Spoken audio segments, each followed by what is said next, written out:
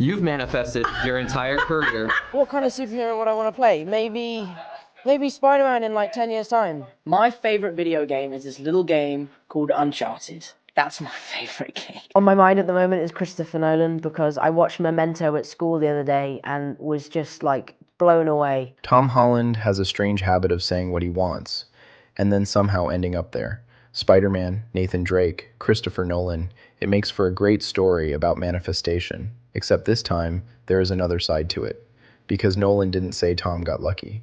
He said something much more revealing. Tom is somebody I hadn't worked with before, but I've admired his work for years, and I really wanted to work with him, and so we met, and I, convinced him to do it. For years. Which raises a much better question. What exactly had Christopher Nolan been watching? Because if you trace Tom Holland's career backward, his casting suddenly stops looking surprising. I just was a young kid.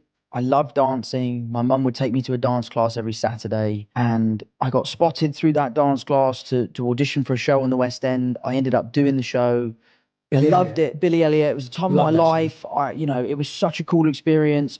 Just by complete fluke, an agent came to see the show the night that I was on. She signed me. She sent me to an audition for a film. I was lucky enough to get the part. All of a sudden, I was on set with Ewan McGregor and Naomi Watts, and we made The Impossible. Long before the flips, wires, explosions, and superhero suits, Holland's first serious skill was movement. Dance led him to Billy Elliot on the West End, and that matters more than it sounds, because stage dancing forces a performer to do something actors on enormous film sets constantly need. Hit a precise mark, repeat difficult movement, control the body, and still make it look natural. Holland didn't begin as a movie star, learning how to become physical. He began as a physical performer, learning how to become a movie actor. And his first major film immediately tested the other half. The Impossible put a teenage Holland inside an emotionally and physically demanding production involving extended waterwork and repeated, intense takes. Holland later recalled one especially draining scene requiring 11 takes before he went home exhausted. So before he ever became Spider-Man, his career had already taught him two completely different forms of control. What to do with his body, and what to do when the camera gets close enough that almost nothing is required at all.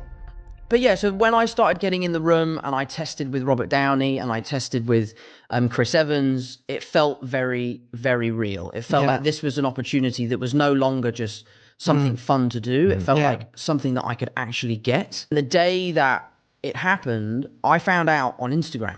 That's true. I was in my bed and I was on my computer and I saw an article that said, go to our Instagram to find out who the next Spider-Man is. Okay, fine. So I go there, I open it up, I click on it, and it said my name, and I freaked out. I was like, there must be some sort of mistake. This isn't right. There has to be a mistake. So I ran downstairs. I told my brother, and he was like, there's no way that's true. They must have been hacked. Because they would have called you. There's no way they would just post it online. You would think, who's your agent? Nick Fury. Yeah. and then nice. Kevin Feige, the president of Marvel, called me up and he said, I have great news. We're going to cast you as Spider-Man. And obviously I said, I know. The Spider-Man audition lasted long enough that Holland went from treating it like a ridiculous long shot to realizing there was actually something to lose. And once he got the role, the challenge completely changed. Now he had to work inside one of the largest filmmaking machines in Hollywood. Action, visual effects, stunts, multiple stars, constant continuity, and a character who still had to feel like an awkward teenager underneath all of it. That's an underrated skill. A huge production can make an actor look larger. It can also swallow them completely. But Holland's version of Peter Parker worked because the spectacle never replaced the person. He could move between both scales without changing characters, and that ability becomes important later. Because Nolan's films often ask actors to remain emotionally readable while everything around them becomes enormous. But blockbusters and stunt ability alone don't explain why a director would follow someone's work for years. Plenty of actors can headline expensive movies. The more interesting evidence comes from the people working beside him. Tom Holland. Yes. We first met in an audition, so so I was pretty nervous anyway, but he did make me feel calm. So can you tell me how he made you feel calm?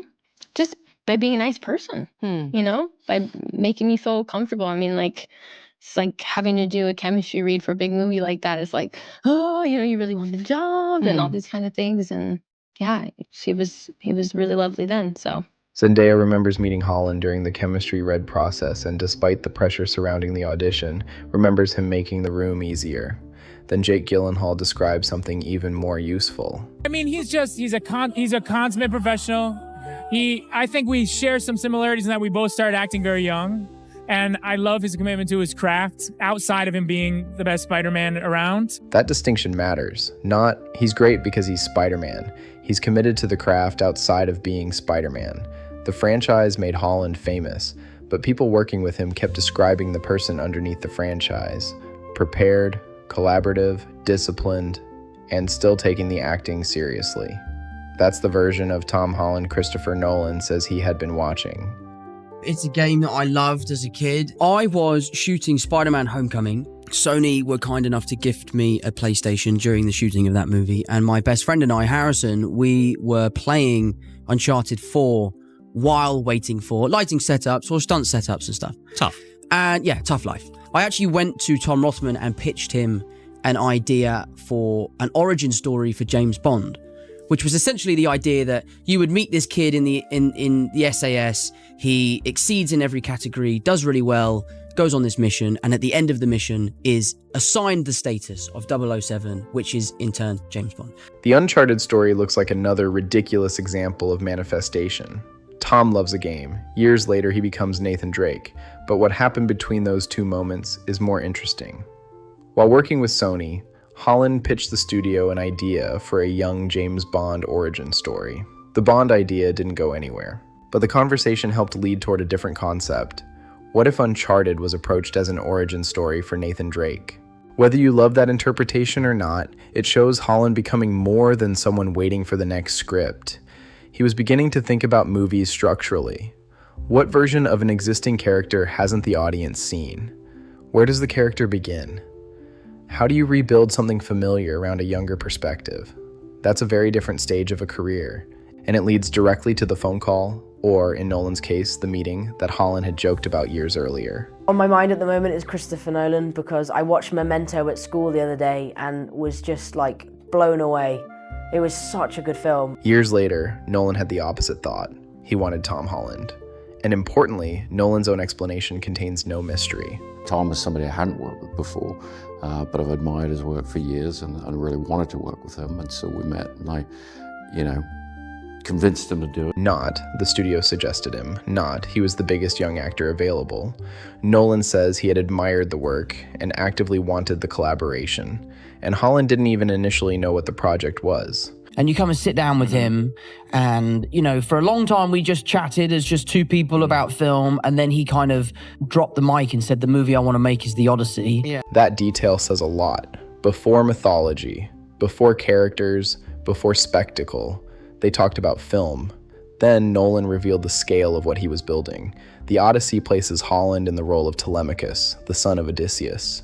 And Nolan has described the film as combining the massive scale audiences expect from his IMAX filmmaking with some unusually intimate and personal character scenes, which is almost a perfect collision of the two careers Holland had already built: the performer who can handle the machinery and the actor who still has to work when that machinery disappears.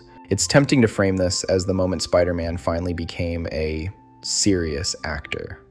But that misses the point. Holland had already done dramatic work. He had already worked opposite major actors. He had already carried physically exhausting roles. What Nolan represents is something slightly different, a transition. For most of Holland's adult career, his greatest advantage has also been the thing that boxed him in: youth. Billy Elliot was a boy. Lucas in The Impossible was a boy forced into an adult disaster. Peter Parker is defined by being the kid inside a world of older heroes. Even Nathan Drake was deliberately reimagined around a younger version of the character. Then Holland says something remarkably self-aware about this point in his career. I feel like this movie, to me, feels like a perfect kind of end point to the first chapter of my career. It feels like the kind of last time I get to play a boy, and it feels like almost like a saying goodbye to that part of my life and starting this new chapter. That's the real significance of Nolan choosing him. Not that Tom Holland has suddenly become talented enough That part happened years ago. It's that Nolan arrived at the exact moment Holland needed a filmmaker capable of using what made him famous without trapping him inside it. Look at the pattern again. Dance gave him control over movement. The impossible forced him into physically difficult, emotionally exposed filmmaking. Spider-Man taught him how to remain human inside spectacle. Years of ensemble films taught him how to share the frame. Co-stars describe him as calming, professional, and committed to the craft. And Uncharted showed him beginning to think about characters beyond simply performing the dialogue. None of this proves that Nolan sat down with a checklist and selected Holland for those exact reasons. Nolan himself only gives us the part we can state with certainty. He had admired the work for years. He wanted to work with him. The rest becomes visible when you ask what work Nolan had been admiring. There's one last detail that makes the entire thing feel almost absurdly full circle. Holland had also publicly named Anne Hathaway as someone he wanted to work with. You were asked about, who are the people you want to work with? And one of the people you said was Anne. So you finally get to work with Anne. How was that? I mean, a dream come true for me, and she was such a lifeline throughout this entire process, and be so gracious about it. She was so helpful. She was the wind in my sails. Another name, another interview, another collaboration that eventually happened. Which brings us back to the explanation Tom likes most: manifestation.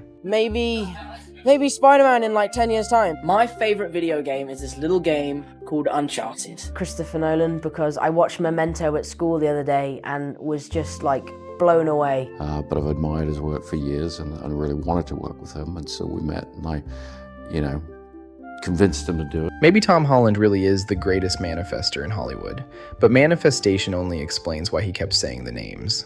It doesn't explain why those people eventually said his. Christopher Nolan didn't choose Holland because Tom once mentioned Memento in an interview. He chose an actor whose work he had already been watching, an actor who learned performance through movement, learned film through drama, learned scale through Spider-Man, and learned how to keep growing while one character threatened to define his entire career. So maybe Tom Holland didn't manifest Christopher Nolan after all. Maybe he spent 15 years becoming the kind of actor Nolan eventually couldn't ignore. Saying goodbye to that part of my life and starting this new chapter.